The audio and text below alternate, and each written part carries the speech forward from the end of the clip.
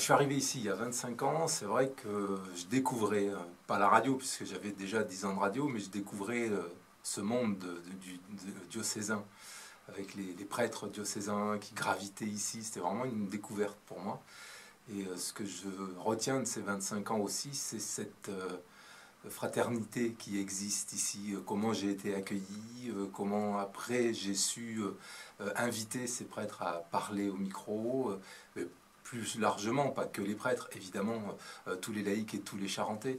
C'est ce que je garde en fait de ces 25 ans d'histoire, c'est vraiment cette fraternité. Alors est-ce que c'est la radio qui fait ça, qu'on s'écoute et qu'on s'entend, ou est-ce que c'est cette maison diocésaine, ce lieu ici à Angoulême, au 226 rue de Bordeaux, qui fait qu'on est très fraternel et chaleureux. Depuis 2004, il y a eu des changements de locaux qui sont marquants quand même, puisqu'on était au départ dans un endroit qui n'était pas fait pour la radio, qui avait été aménagé pour la radio.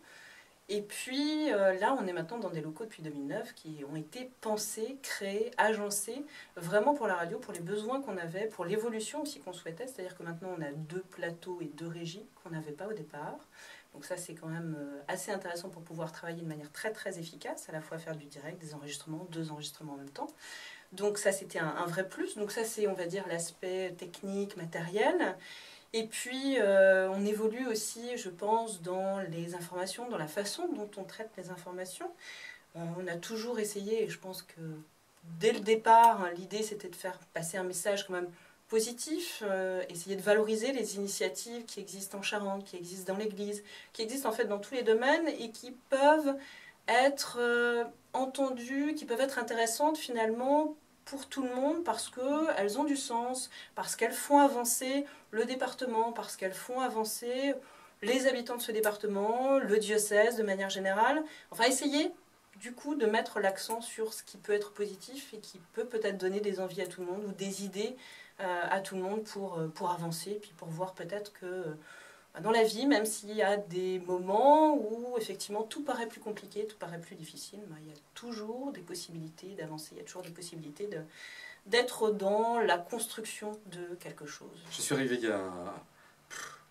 il y a 4 ans et demi en gros, voilà, en février 2013, exactement le 4 février 2013, en tant que directeur, et voilà, et puis là j'ai découvert le monde de cette radio diocésaine, que j'ai trouvé être une radio plus que diocésaine, puisque elle était dans l'union RCF, donc une radio beaucoup plus large que la radio diocésaine ou même charentaise. Et après la partie strictement, j'allais dire, ex-radio Accor, encore RCF Accor à ce moment-là, eh bien, l'aventure passionnante d'être à la fois la radio du diocèse et à la fois la radio du département. Et puis, on a essayé d'avancer, de travailler tous ensemble, pour plus, comment dire, pour que nos auditeurs et nos auditrices se sentent encore plus en accord, sans jeu de mots, avec nous qui faisons la radio, en communion avec eux, j'allais dire. Hein, puisque, bien sûr, ils interviennent, ils nous disent des choses, ils nous envoient des dons déjà, et ce qui fait qu'il y a une proximité avec ceux et celles qui nous écoutent. Et puis, j'allais dire que le projet, maintenant, il est d'être encore plus sur le terrain. On le fait avec de nombreux salons, avec des émissions en direct dans les villes, dans les villages. Et ça, c'est notre prochain challenge, être plus présent, comme on l'était sans doute autrefois, où il y avait encore plus de bénévoles, donc il nous en faudrait sans doute plus.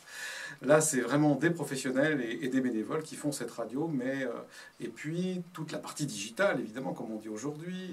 Il y a une application maintenant sur le smartphone, il y a tout ce qui est Facebook, Twitter, et puis vidéo, comme vous, pour pouvoir regarder la radio, et puis certains événements de cette radio pour y associer tout le monde. Voilà, en gros, c'est ça le projet, c'est être beaucoup plus présent partout, aussi bien pour la partie paroissiale, diocésaine, chrétienne, que pour la partie, j'allais dire, plus laïque et plus dans la vie de tous les jours des gens de Charente.